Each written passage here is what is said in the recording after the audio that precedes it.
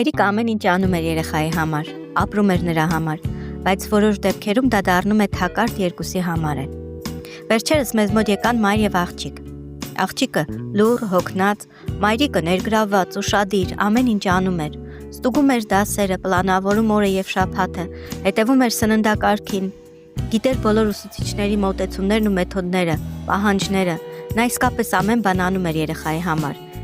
Եվ հասցնում էր անգամ գիշեր-ցերեկ աշխատել, որ երեխան ոչ մի բանի պակաս չունենա։ Ու հենց այդպես էլ ասում էր, երեխայիս համար եմ անում։ Իսկ ինքը, իր ցանկությունները, նա վաղուց մոռացել էր իր մասին։ Հոգնած էր, ոչինչ, գիշերը լաց է եղել, դե պատահում է։ Կարևորը երեխային լավ լինի։ Բայց աղջիկը լարված էր, կոկիկ էր, համեստ, սպիտակ, ասես թափանցիկ, վախվորած, ասես ապրում էր խոշորացույցի տակ։ Ամեն ինչ ճիշտ էր անում եւ կրկնում էր. ես չպիտի հիասթափեցնեմ մայրիկիս, նա ամեն ինչ անում է ինձ համար, ոչ թե ուզում եմ, այլ պարտավոր եմ, որ մայրիկի ջանքերը իզուր չլինեն։